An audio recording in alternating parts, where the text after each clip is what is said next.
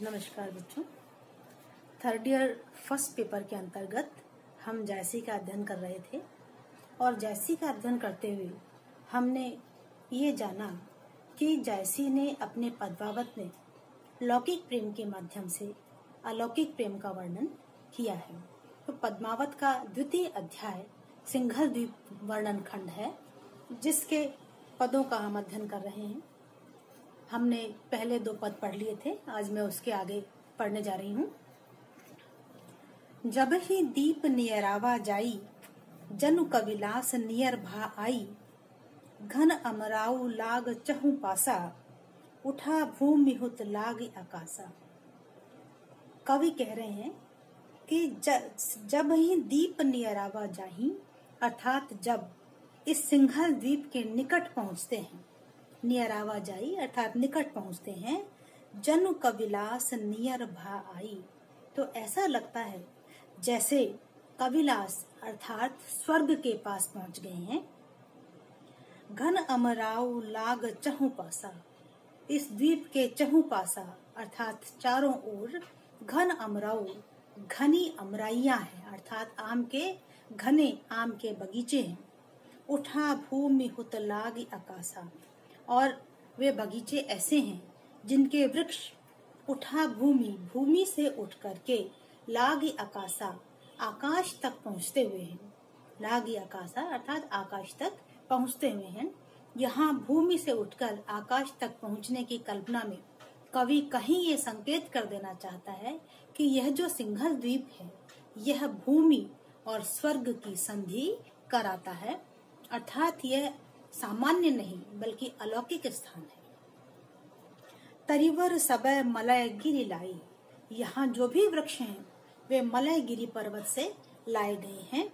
भई जग छाह रैनी हुई आई, और वे ऐसे सघन वृक्ष हैं, भई जग छाह कि समूचे जग को छाया प्रदान करते हैं। रैन हुई आई, जिनकी सघनता में, जिनकी सघन छाया में ऐसा लगता है मानो रैनी हुई, रात हो गई है। उत्प्रेक्षा अलंकार है। कवि यहाँ कल्पना करता है कि वृक्षों की विशालता के कारण यहाँ पर दिन में भी मानो रात हो गई है। मलय समीर सुहावन छाहा, मलय समीर चंदन की सुगंध से युक्त हवा बह रही है। सुहावन छाहा, और सुहावनी छाया वहाँ चारों तरफ है। जेठ जाड़ लागे तेहि महा, और वहाँ छाया इतनी सघन है कि जेठ के महीने में अर्थात ज्येष्ठ मास में, ग्रीष्म की ऋतु में भी जाड़ लागे, जाड़ा अर्थात सर्दी लगती है। ओ ही छाह रैनी हुई आवे, हरियर सबे आकाश दिखावे, और वह जो शीतल मंद सुगंधित हवा है, वह जो सघन छाया है, ओ ही छाह, उस छाया में रैनी हो आवे, दिन में भी रैनी रात हो जाती है। हरियर सबे आकाश दिखावे, और जब आकाश की ओर देखते हैं तो सारा का सारा आकाश ऊपर की ओर पत्ते छाए रहने के कारण, पत्तों से ढका हुआ होने के कारण आकाश की ओर देखें तो भी हरा भरा ही दिखाई पड़ता है। अर्थात पत्ते इतने सघन हैं कि नीचे से देखने पर ऊपर आकाश दिखाई नहीं पड़ता, केवल पत्ते ही दिखाई पड़ते हैं। पथिक जो पहुँचे सही के घामू, घाम अर्थात धूप, धूप सह करके जो भी पथिक वहाँ पहुँचता है, दुख बिसरे, वह अपने सारे दुखों को भूल जाता है। सुख होई बिसरामू, और सुख पूर्वक वह वहाँ पर विश्राम करता है।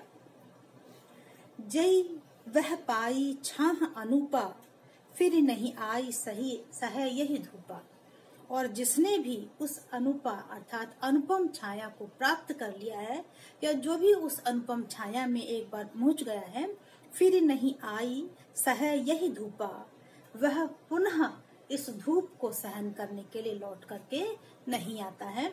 इन दोनों पंक्तियों पर आप ध्यान दीजिए बच्चों, क्योंकि ये दोनों पंक्तियां समासोक्ति हैं, अलंकार रूप में भी ये समासोक्ति के अंतर्गत आती हैं।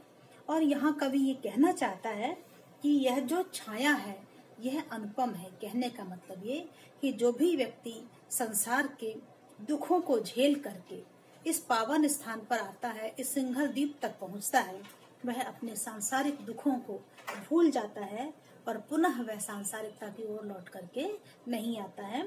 इसे पढ़ाते समय भी मैंने आपसे कहा था कि कवि जो है वह इस सिंघल द्वीप का वर्णन रहस्यवादी तरीके से कर रहा है, अर्थात सिंघल द्वीप को वह कोई सामान्य द्वीप नहीं बता रहा है, वह एक ऐसे द्वीप के रूप में बता रहा है जो साधना की एक विशेष अवस्था है, जहाँ पर पहुंचकर व्यक्ति या साधक अपनी सांसारिकता को भूल जाता है, सांसारिकता से परे हो जाता है और आध्यात्मिकता की ओर उन्मुख हो जाता है।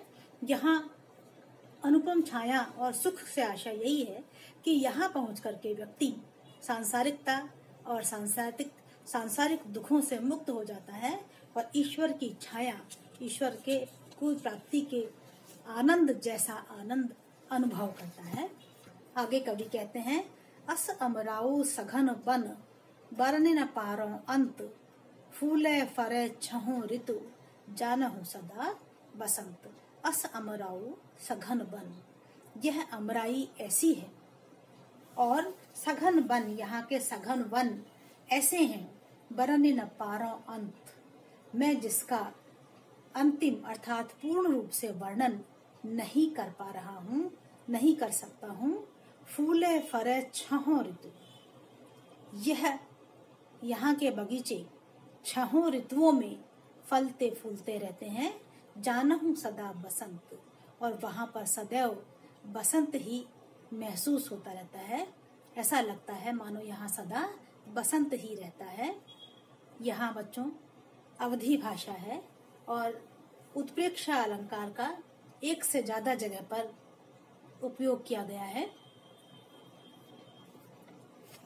अंतिम जो पद की पंक्तियां थी, फिर नहीं आई सह यही धूपा, इनमें समासोक्ति अलंकार है। अगला पद देखिए, फरे आंब अति सघन सुहाए, और जस फरे अधिक सिर नाए, कटहर डार पींड सन पाके, बढ़हर सो अनूप अति ताके, खिरनी पाकी खांड अस मीठी, जामुन पकी भंवर अति दीठी, नरियर फरे फरी फरहरी, पूरे जानु इंद्रासन पूरी। फरे आंब अति सघन सुहाए, और फले हुए आम, पके हुए आम सघन रूप में यहाँ दिखाई पड़ रहे हैं, चारों तरफ यहाँ दिखाई पड़ रहे हैं। और जस फरे अधिक सर नाए, और जो जितने अधिक फले हुए फल से लदे हुए वृक्ष हैं, अधिक सर नाए, वे और भी अधिक झुके हुए हैं। कवि यहाँ संकेत कर रहा है, अन्योक्ति के माध्यम से कहना चाहता है कि जो व्यक्ति जितना गुणवान होता है वह उतना ही विनम्र होता है। उसी प्रकार से जैसे आम का वृक्ष जब फलों से लद जाता है तो उसकी डालियां झुक जाती हैं। अन्योक्ति अलंकार है इस पंक्ति में। कटहर डार पींड सन पाके, कटहल के फल डाली ही नहीं पींड सन जड़ों तक से पके हुए दिखाई पड़ रहे हैं। बढ़हर सो अनूप अति ताके, और उसके बढ़हर वृक्ष भी, इस वन के बढ़हर वृक्ष भी अत्यधिक अनुपम हैं, पके हुए हैं। खिरनी पाकी खांड अस मीठी, उपमा अलंकार के सहारे से कवि कहता है, खिरनी पाकी, खिरनी पक करके कैसी हो गई है, खांड अस, खांड जैसी मीठी हो गई है। खांड से तुलना करने के कारण यहाँ पर उपमा अलंकार है। खिरनी पाकी खांड अस मीठी, कि खिरनी का फल जो है वो पक करके खांड जैसा मीठा लग रहा है। जामुन पाकी भंवर अति दीठी, और जामुन, पके हुए जामुन जो हैं वे भंवरे जैसे दिखाई पड़ रहे हैं। नरियर फरे फरी फर हरी, पूरे जानु इंद्रासन पूरी। नरियर फरे, नारियल के फल सब जगह दिखाई पड़ रहे हैं। फरी फरहरी, फरहरी भी फलीभूत दिख रही है।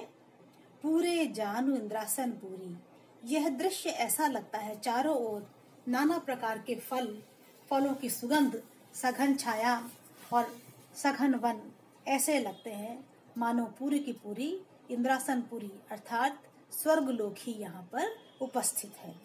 पुनि महुआ चु अधिक मिठासु, और पुनः महुआ जो है वह अत्यधिक मीठा होकर के टपक रहा है, चू माने टपक रहा है। मधु अस मीठ पुष्प जस बासु, पुनः उपमा अलंकार है।